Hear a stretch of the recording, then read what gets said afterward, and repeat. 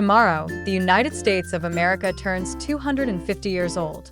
There will be fireworks, flags, parades, and, by industry estimate, about 150 million hot dogs. And here's the first thing you should know about this birthday. It is probably the wrong date. America did not declare independence on July 4th. Congress actually voted for independence on July 2nd, 1776. John Adams was so sure about it that he wrote to his wife that July the 2nd would be celebrated forever, with parades, guns, and illuminations, from one end of the continent to the other. He got everything right. The parades, the guns, the fireworks. He was just off by 2 days. And that is the perfect way to meet this holiday because almost everything about America's birthday, the date, the stories, even the fireworks, is a little more political than it looks. This is politics in everything. Today, America turns 250. So what actually happened on July 4th? Congress approved the final text of a document, the Declaration of Independence. Think of it less as the birth of a nation and more as history's most explosive press release. And no, it was not signed that day either. Most of the 56 delegates signed on August 2nd. The famous painting of everyone signing together? That moment never happened. Even John Hancock's giant signature has its own legend that he wrote it big enough for King George to read without his spectacles. Great story. No evidence. So, to recap, the vote was July 2nd, the signing was August 2nd, and everyone celebrates July 4th, the day the paperwork cleared. America, from day one.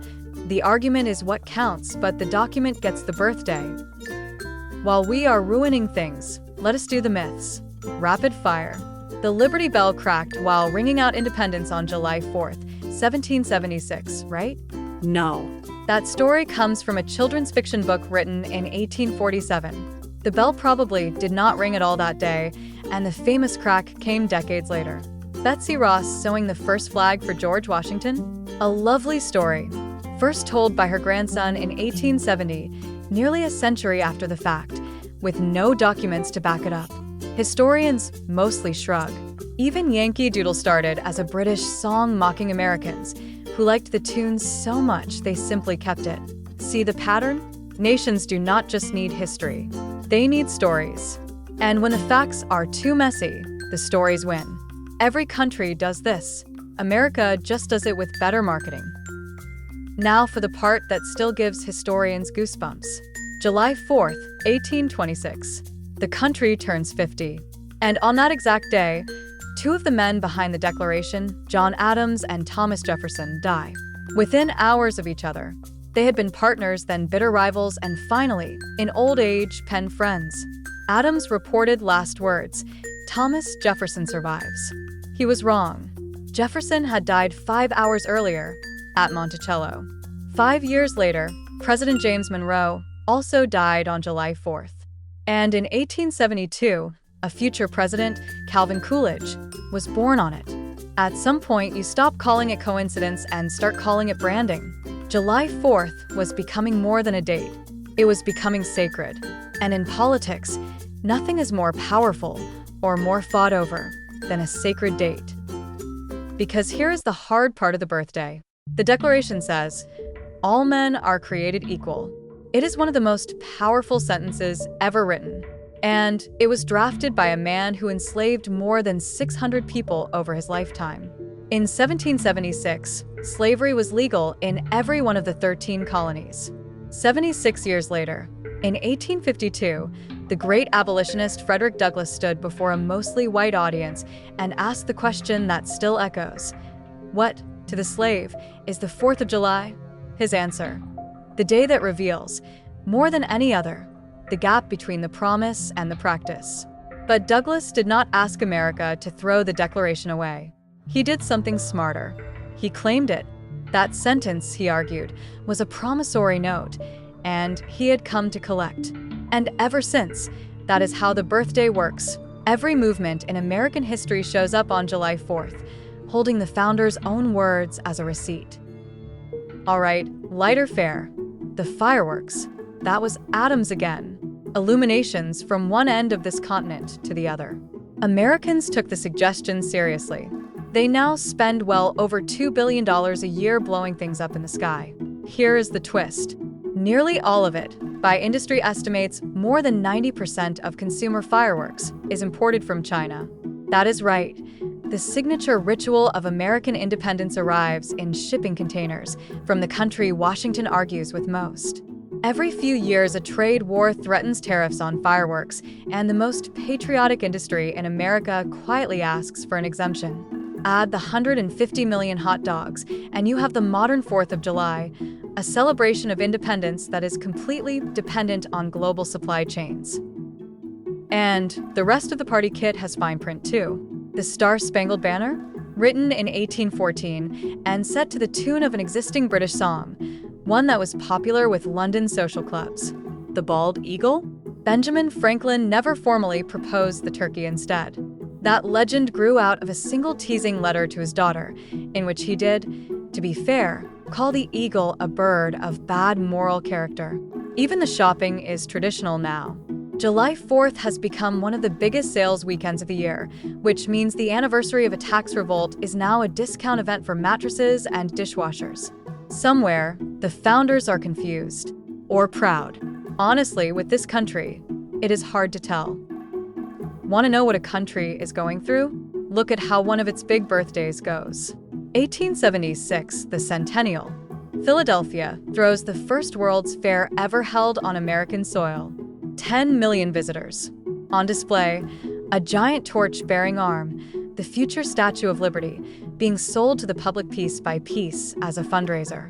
And then, mid-party, the telegraph wires light up. General Custer and his men have been wiped out at Little Bighorn. The frontier crashes the birthday. Meanwhile, Susan B., Anthony, and 4 other women walk into the official ceremony, uninvited, and hand out a declaration of the rights of women. At the 100th birthday, the argument about who counts as all men showed up in person. It always does. 1926, the 150th. A party so forgettable that historians mostly remember the rain. Philadelphia tried again, built a giant exposition, and lost millions when barely anyone came. Even an 80-foot Liberty Bell covered in light bulbs could not save it. Lesson: you cannot schedule national enthusiasm. Then, 1976, the bicentennial. On paper, the worst possible timing. The Vietnam War had just ended in humiliation. A president had just resigned in disgrace, and the cities were broke. And yet, it worked. Tall ships sailed into New York Harbor. Small towns painted fire hydrants like tiny founding fathers. CBS ran a bicentennial minute every single night for years. Companies slapped stars and stripes on everything from trains to toilet seats. It was healing by merchandise. And America learned the formula it still uses. When the country feels broken, throw it a bigger birthday. Which brings us to tomorrow, the Semiquincentennial. Yes, that is the real word. 250 deserves at least 5 syllables. Congress created an official commission for this birthday a full decade in advance, back in 2016. There are events planned in all 50 states and a giant celebration in the Capitol. And because this is America, there is also a full-volume political argument about what exactly the birthday means. One side wants a triumphant story, the greatest nation in history, act proud. Another insists the party honestly include the ledger, slavery, dispossession, the promises still unkept. Politicians of every stripe are fighting over the microphone at the party. If that sounds dysfunctional, look back at 1876, at 1852, at 1776. Arguing over the meaning of the birthday is not a betrayal of the tradition. It is the tradition. And while the loud argument plays on cable news, the quietest July 4th tradition might be the most political of all. Every year, around the 4th, thousands of immigrants raise their right hands at naturalization ceremonies, at Monticello, at courthouses, in baseball stadiums, and become Americans on the country's birthday.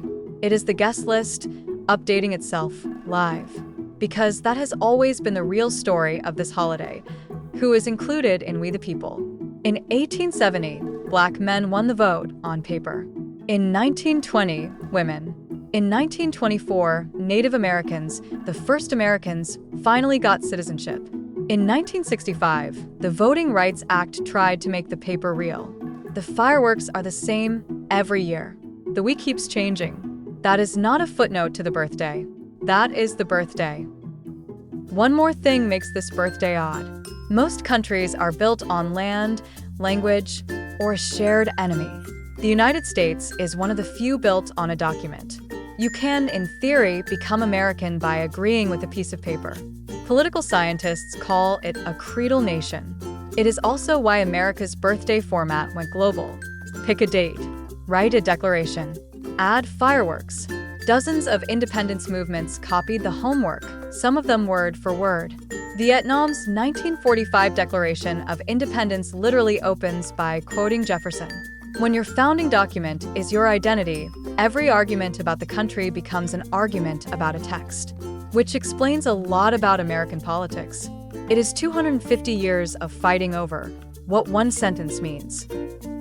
So, what do you actually celebrate tomorrow? Not a perfect country. Nobody serious has ever claimed that. You celebrate a country that wrote its ideals down first and has been embarrassed by them ever since, in the productive way. The story goes that when Benjamin Franklin walked out of the Constitutional Convention, a woman asked him, "Well, doctor, what have we got?" And Franklin replied, "A republic, if you can keep it." 250 years in, the keeping is the point. The fireworks, the arguments, the protests, the oaths, even the terrible holiday mattress sales. All of it is one long, loud, ongoing negotiation over a single sentence from 1776. Happy birthday, America. The party is the politics.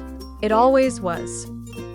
A wrong date, a haunted anniversary, borrowed fireworks, and one sentence the whole world keeps arguing about. Everything is political, especially a birthday. This is politics in everything. If you learned something today, subscribe. It is free, unlike the fireworks. And tell us in the comments where we should find politics next. New arena, same game.